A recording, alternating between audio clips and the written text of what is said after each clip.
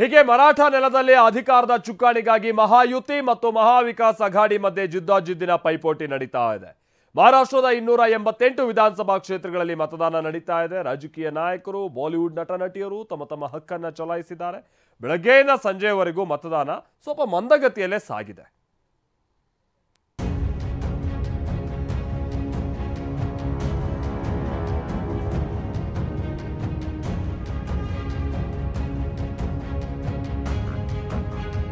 ಮಹಾರಾಷ್ಟ್ರದ 288 ಕ್ಷೇತ್ರಗಳಲ್ಲಿ ಮತೋತ್ಸವ.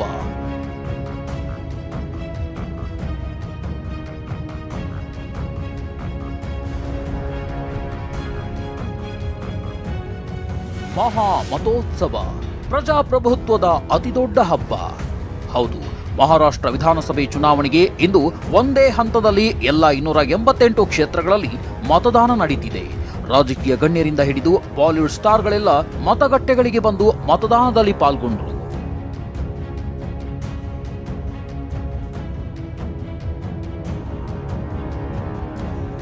ಮಹಾರಾಷ್ಟ್ರ ಸಿಎಂ ಏಕನಾಥ್ ಶಿಂಧೆ ಥಾಣೆಯಲ್ಲಿ ಮತ ಚಲಾಯಿಸಿದ್ದಾರೆ. ಇಡೀ ಕುಟುಂಬದ ಸಮೇತ ಹಕ್ಕು ಚಲಾವಣೆ ಮಾಡಿದ್ರು. ಮತ್ತೊಂದೆಡೆ ಸಿಎಂ ದೇವೇಂದ್ರ ಫಡ್ನವೀಸ್ ಕುಟುಂಬ ನಾಗ್ಪುರ ಪೋಲಿಂಗ್ ಬೂತ್ ನಲ್ಲಿ ಪತ್ನಿ ಅಮೃತಾ ಫಡ್ನವೀಸ್, ತಾಯಿ ಸರಿತಾ ಜೊತೆಗೂಡಿ ಮತ ಹಾಕಿದ್ರು.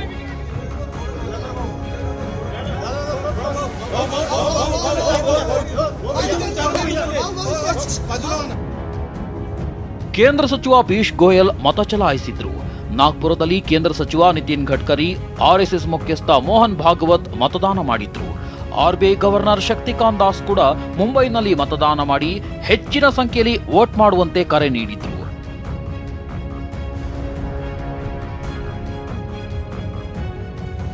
ಇತ್ತ ಮಾಜಿ ಸಿಎಂ ಉದ್ಧವ್ ಠಾಕ್ರೆ, ಆದಿತ್ಯ ಠಾಕ್ರೆ ಮತದಾನ ಮಾಡಿದ್ರು.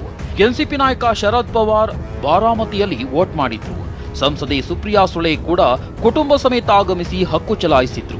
ಉಪಮುಖ್ಯಮಂತ್ರಿ ಅಜಿತ್ ಪವಾರ್ ಕೂಡ ಬಾರಾಮತಿಯಲ್ಲಿ ಮತದಾನ ಮಾಡಿದ್ರು.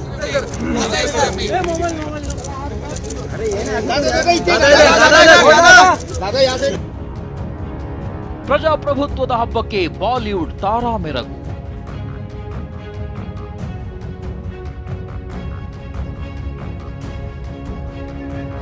ಬಾಲಿವುಡ್ನ ಸೆಲೆಬ್ರಿಟಿಗಳು ಕೂಡ ಮತದಾನ ಮಾಡಿದ್ರು.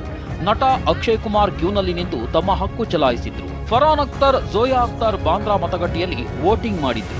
ಜ್ಞಾನ ಕೇಂದ್ರ ಶಾಲೆಯಲ್ಲಿ ನಟ ರಾಜ್ಕುಮಾರ್ ರಾವ್ ಮತ ಚಲಾಯಿಸಿದ್ರು. ಜಾನ್ ಅಬ್ರಹಾಂ, ಅಲಿ ಫಜಲ್, ಕಬೀರ್ ಖಾನ್, ಈಶಾ ಕುಪ್ಪಿಕರ್, ಸೋಹೇಲ್ ಖಾನ್, ಅರ್ಜುನ್ ಕಪೂರ್, ಅನುಪಮ್ ಖೇರ್ ಕೂಡ ಹಕ್ಕು ಚಲಾಯಿಸಿದ್ರು. ದಂಪತಿಗಳಾದ ರಿತೇಶ್ ದೇಶ್ಮುಖ್ ಮತ್ತು ಜೆನಿಲಿಯಾ ಡಿಸೋಜಾ ಲಾತೂರ್ನ ಮತಗಟ್ಟೆಯಲ್ಲಿ ಮತ ಹಾಕಿದ್ರು. ಈ ವೇಳೆ ಮಾತನಾಡಿದ ರಿತೇಶ್ ದೇಶ್ಮುಖ್ ಮಹಾವಿಕಾಸ್ ಅಘಾಡಿ ಅಧಿಕಾರಕ್ಕೆ ಬರೋದಾಗಿ ಹೇಳಿದ್ರು. ಇಷ್ಟೇ ಅಲ್ಲದೆ ಸುನಿಲ್ ಶೆಟ್ಟಿ, ರಣಬೀರ್ ಕಪೂರ್ ಕೂಡ ವೋಟ್ ಮಾಡಿದ್ರು. तो वोट नहीं किया है तो प्लीज आइए, जो फैसिलिटी है पालियल में, दिस इज ओपन टिल 8 बजे तक खुला है, so please come and.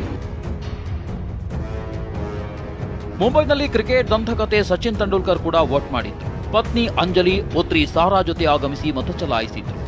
ISRO ಸಂಸ್ಥೆಯ ಮುಖ್ಯಸ್ಥ ಶ್ರೀಧರ್ ಸೋಮನಾಥ್ ಹಕ್ಕು ಚಲಾವಣೆ ಮಾಡಿದ್ರು.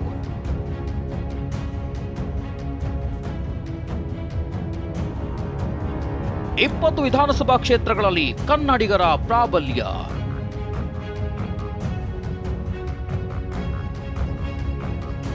ಗಡಿರಾಜ್ಯ ಮಹಾರಾಷ್ಟ್ರದಲ್ಲಿ ಕನ್ನಡಿಗರ ಮತದಾನವು ನಿರ್ಣಾಯಕವಾಗಲಿದೆ. 20 ಕ್ಷೇತ್ರಗಳಲ್ಲಿ ಸೋಲು ಗೆಲುವಿನ ಲೆಕ್ಕಾಚಾರದಲ್ಲಿ ಕನ್ನಡಿಗರು ಪ್ರಾಬಲ್ಯ ಮೆರೆಯಲಿದ್ದಾರೆ. ಈ ಮಧ್ಯೆ 100 ವರ್ಷದ ವೃದ್ಧೆ ದಾನಮ್ಮ ಹಿರೇಮಠ ಮತದಾನ ಮಾಡಿ ಜಾಗೃತಿ ಮೂಡಿಸಿದ್ರು.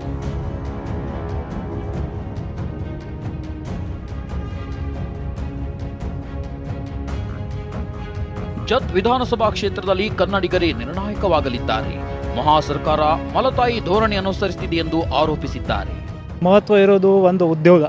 ಇಲ್ಲಿ ಜತ್ ತಾಲೂಕಾದಲ್ಲಿ ಎಷ್ಟೇ ಗಡಿ ನಾಡಿದ ವಿದ್ಯಾರ್ಥಿಗಳು ಕನ್ನಡ ಭಾಷೆಯಲ್ಲಿ ಕಲಿತಾರೆ, ಮರಾಠಿ ಭಾಷೆಯಲ್ಲಿ ಕಲಿತಾರೆ.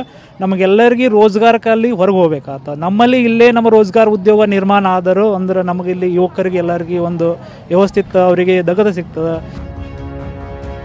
ಮಹಾರಾಷ್ಟ್ರದಲ್ಲಿ ಮಂದಗತಿ ಮತದಾನ, ಮತದಾರರ ನೀರಸ ಪ್ರತಿಕ್ರಿಯೆ.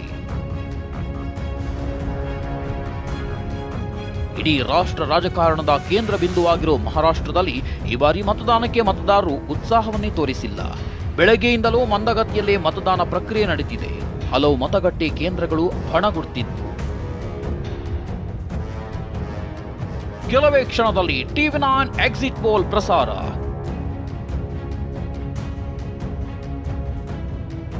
ಇನ್ನು ಕೆಲವೇ ಕ್ಷಣಗಳಲ್ಲಿ ಮತದಾನ ಪ್ರಕ್ರಿಯೆ ಮುಗಿಯಲಿದೆ. ಇದೇ 23ನೇ ತಾರೀಕು ಮತದಾರ ಯಾರ ಕೈ ಹಿಡಿದಿದ್ದಾನೆ, ಯಾರಿಗೆ ಸೋಲಿನ ರುಚಿ ತೋರಿಸಿದ್ದಾನೆ ಅನ್ನೋದು ಗೊತ್ತಾಗಲಿದೆ. ಸಂಜೆ 6 ಗಂಟೆಯಿಂದ ಟಿವಿ9 ಎಕ್ಸಿಟ್ ಪೋಲ್ನಲ್ಲಿ ಪ್ರಸಾರವಾಗಲಿದೆ. ಪಕ್ಷಗಳ ಬಲಾಬಲ, ಅಭ್ಯರ್ಥಿಗಳ ಸೋಲು ಗೆಲುವಿನ ಮತದಾನೋತ್ತರ ಸಮೀಕ್ಷೆ ಪ್ರಸಾರವಾಗಲಿದೆ. Bureau report ಟಿವಿ9.